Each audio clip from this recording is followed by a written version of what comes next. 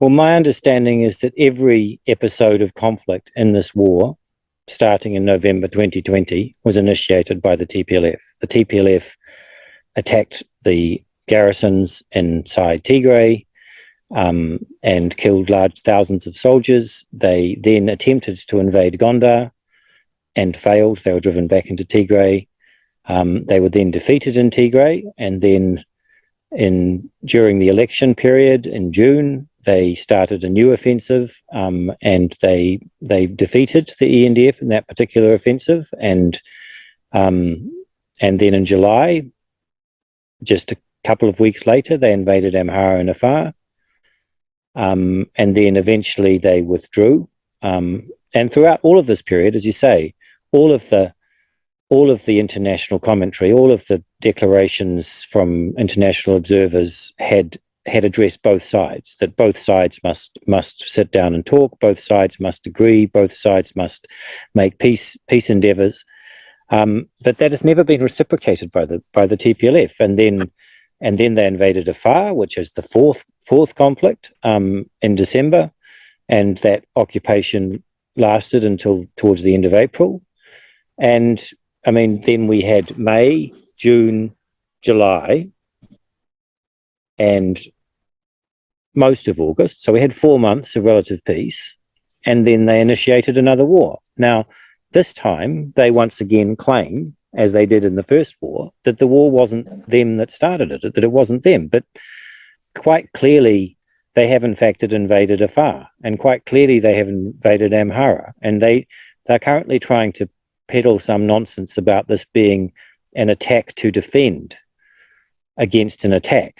So that essentially it's the same argument that they made in the first war, which is that somehow they knew that the government was going to attack, therefore they attacked first. Well, I mean, that just doesn't bear any, I mean, especially in the circumstances that we have in this conflict, that just doesn't hold any water as an argument.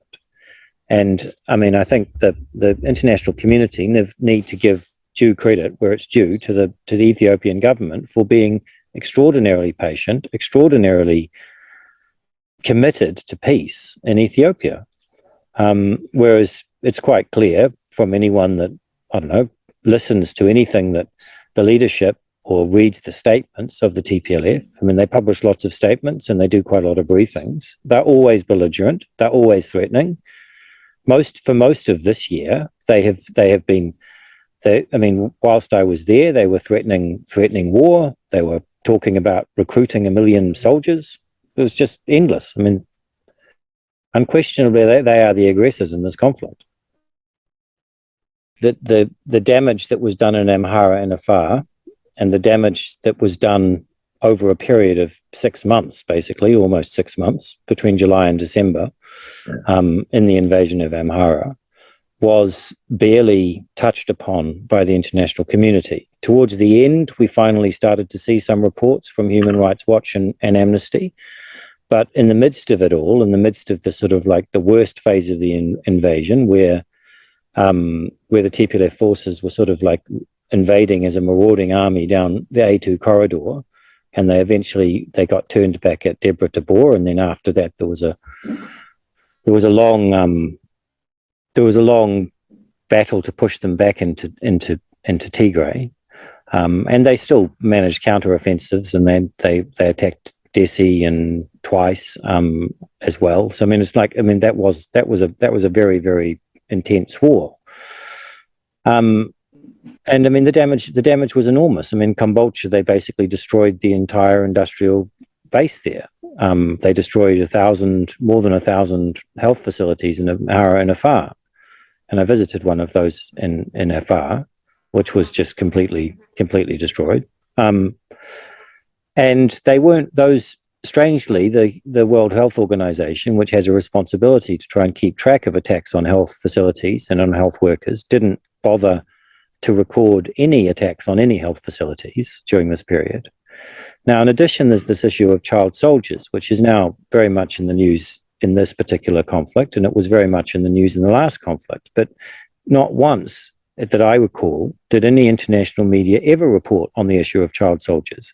They did it sometimes, on some occasions, talk about horrible massacres which took place. So, for example, the massacre at Chena, which was particularly appalling, which was a revenge massacre after the troops had been defeated in battle, and then they basically went into a village and killed 250 people or something.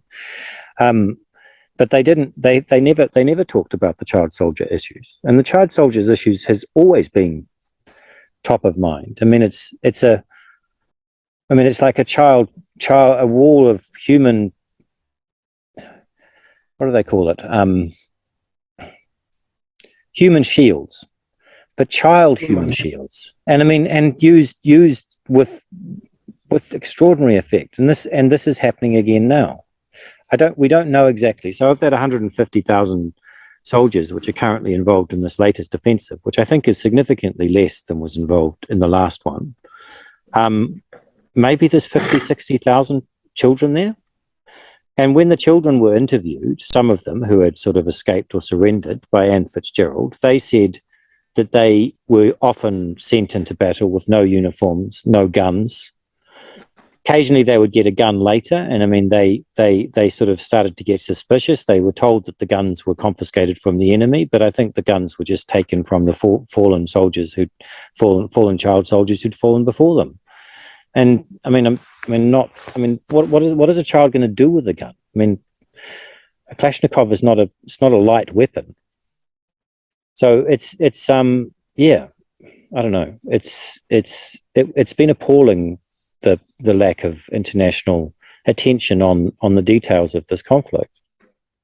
Well, at the outset of the war, like the very outset of the war, the day it started, the Tigray genocide hashtag was initiated, which was well before there was soldiers anywhere near Tigray, and before there was a famine, before there was any real threat to Tigray. They claimed that there was a Tigray genocide. Subsequent to that, we saw through 2021 a whole series of propaganda, sort of arranged propaganda sort of incidents, most notably the bodies in the river, that issue that kept coming up in Sudan, and spectacularly that sort of exploded in CNN's face when they reported that the bodies had actually been chemically preserved, that they'd been tied with pieces of plastic or something, but the bodies had been chemical preserved, so they'd been looked after in order to dump into the river. And then, in that case, there was also reports that the TPLF allegiant sort of aligned people who were picking up the bodies were being phoned from Humera and told to go and inspect the bodies. And all of this was in the public reports at the time. It's the information side of this war is, I think, probably one of the most important aspects of it, and the difficulty of the government side of getting its message out is partly, I think, due to its own capacity in communication, particularly in the English language. It's not, having been under authoritarian rule for 30 years, communications or strong media communications is not something which there is a great tradition of within Ethiopia, certainly not in recent years. Now, that's sort of changed, but a lot of the best media is in Amharic and is aimed at a domestic audience. And there was difficulties, I think, on the media side, because a lot of the reporters that were going to Ethiopia, the international reporters, were just going to do the same stories over and over again. So they would all go up to find witnesses of rape. This is particularly during the period when Tigray was actually under government occupation, and reporters would fly in and they'd take pictures of people who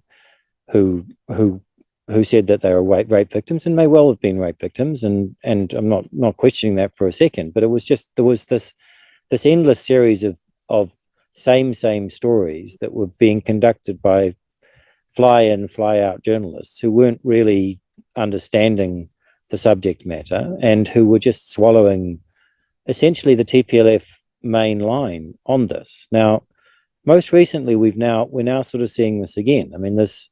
This kindergarten bombing incident that took place on on the third day of the war, so on Friday, there's nobody there to confirm it. There's no one there to verify it.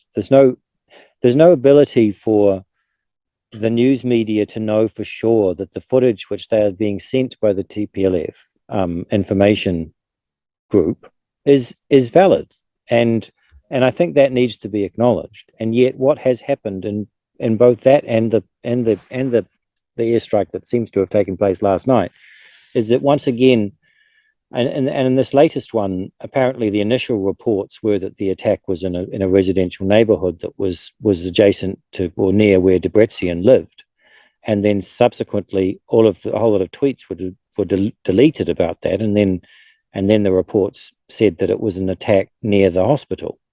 So I think the international media need to understand that lying is second nature to the TPLF, and that they have various agents like Ketja Tronvol and Martin Plaut, in particular, and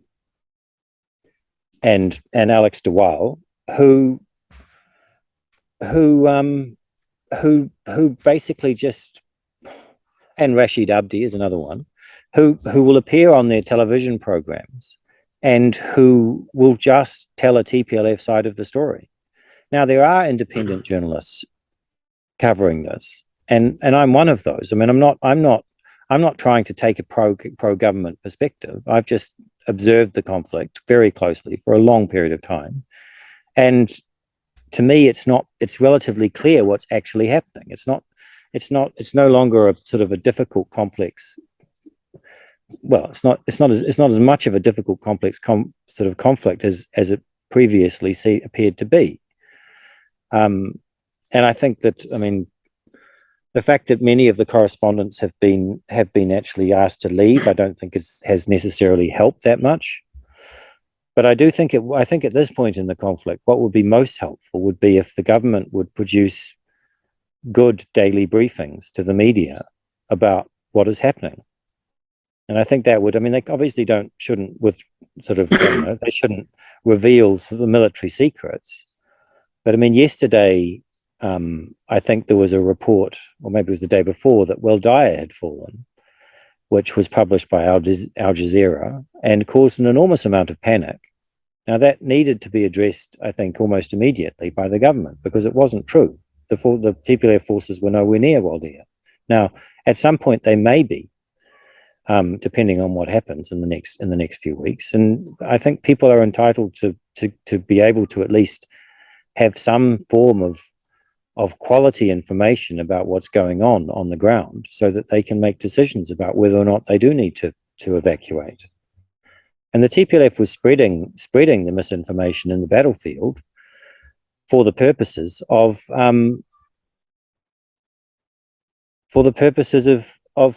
manipulation. As you know, concerned bodies like the World Health Organization didn't say anything about the destruction inflicted by TPLF on the health and other social institutions. What's behind this? Well, I think it's clear that Dr. Tedros has, I mean, it's been clear for a long time that he's essentially operating as the most important part of the TPLF's information warfare operation in relation to this war. But the day after the war started, so on the 25th, he held another briefing, where he addressed the Tigray issue directly, and he answered a question from a reporter who comes from a Washington, D.C. publication, which is aligned to the TPLF, called Today News Africa, about whether or not it was appropriate for him to be using his platform to support the TPLF. And his response was to say that his relatives, he didn't know whether they were alive or dead. He couldn't send them food. He wasn't able to contact them. He couldn't send them money. And my thought, I mean, my initial, and that somehow justified him doing this. Now, that's just not not an acceptable answer to the question, because the principles of the humanitarian operations of the United Nations include independence and impartiality. And that needs to be led from the top and modeled from the top. And Dr. Tedros has basically declared that the rules that apply to everybody else in the humanitarian community don't apply to him. Now, there's also clear evidence that he has somehow instructed or sabotaged the efforts of the World Health Organization to actually record and document and report on the destruction of health facilities, which is part of his mandate within Ethiopia. There is no, if you look at the report, there is no health facilities that have been destroyed in Ethiopia for all of 2021 and probably still in 2022, which is again the perversion of their processes. Now, on top of that, there's a third thing. Last year's impact of conflict on children report, which is an annual report which is produced by the UN, doesn't mention Ethiopia at all. And last year, the largest war in the world was the Ethiopian War, and it had an absolutely incredible impact on children, not just child soldiers, but children being murdered and raped. And I mean, one of the common occurrences when towns were taken in Amhara was that young men would be shot.